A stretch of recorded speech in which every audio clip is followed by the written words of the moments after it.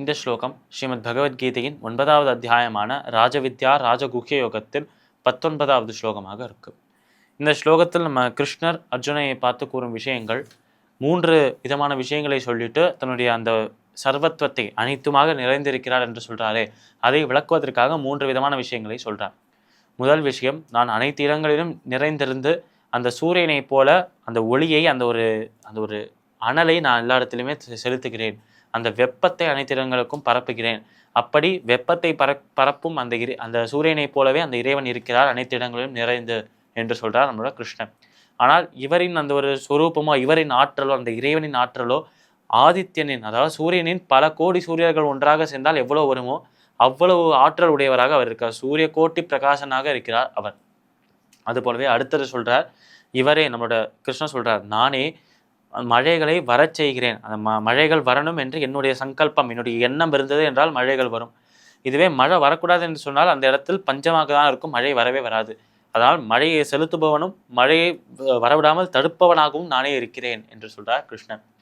அடுத்தது நம்ம கிருஷ்ணன் சொல்றது, உண்மையாகவும் பொய்யாகவும் நானே இருக்கிறேன் என்று சொல்றார். இங்கே உண்மை என்று அவர் சொல்றது ஆத்மா என்று புரிந்து கொள்ளலாம். அந்த ஆத்மாவாகவும் அந்த ஒரு உள்ள இருக்கும் அந்த ஆத்மா அந்த இறைவனாகவும் நானே இருக்கிறேன். அசத் என்று சொன்னால் பொய் என்று சொன்னால் அழியக்கூடிய இந்த மாயையாகவும் நானே இருக்கிறேன். அதனால உண்மையான இறைவனாகவும் நானே இருக்கிறேன், உண்மையான ஆத்மாவாகவும் நானே இருக்கிறேன், அழியக்கூடிய பொய்யான மாயையாகவும் நானே இருக்கிறேன் என்று சொல்றார் நம்மளோட கிருஷ்ணன். அதனால சூரியனை போல வெப்பத்தை அளிப்பவராகவும், மழையை போல குளுமையை அளித்து அந்த மழையை கொடுப்பவராகவும், மழையை திரும்பி எடுத்துக்கிறவராகவும், அதே நேரத்தில் உண்மையாகவும் பொய்யாகவும் அவரே இருக்கிறார் என்று சொல்றார். இப்படியெல்லாம் சொல்வதற்கான காரணம் என்ன? அனைத்துமாக அவர் இருக்கிறார் என்று, அனைத்து இடங்களிலும் அனைத்துமாக அவர் இருக்கிறார் என்பதை உணர்த்துவதற்காக இந்த விஷயங்களை சொல்றார் நம்ம கிருஷ்ணர். பின்வரும் ஸ்லோகம், அதாவது முன்னாடி நம்ம பார்த்த ஸ்லோகங்களையும் பின்வரும் ஸ்லோகங்களையும் ஒன்றாக சேர்த்துதான் இந்த ராஜ வித்யையின் ஒரு முக்கியமான பங்காக, முக்கியமான ஒரு பாகமாக இருக்கு என்று சொல்லலாம். என்றால் அவர் என்னதான் பல ஸ்லோகங்களில் நான் தான் அனைத்துமே என்பதை பலவிதமாக சொன்னாலும் கூறுகிற கருத்து ஒன்றுதான், அவர்தான் சர்வம், அவர்தான் அனைத்துமே என்கிற அந்த ஒரு கருத்து. அந்த ஒரு ஒற்றை கருத்தை பொறுத்தான் இந்த ஒரு ஞானம் முழுவதுமே இருக்கு, இந்த ஞான யோகம் முழுவதுமே இருக்கு. இந்த ஞான யோகத்தில் முக்கியமான ஞானமாக இருப்பது இந்த ராஜ யோகம். அந்த ராஜ யோகத்தை பற்றி தான் இப்போ பார்த்துட்டு வரோம்.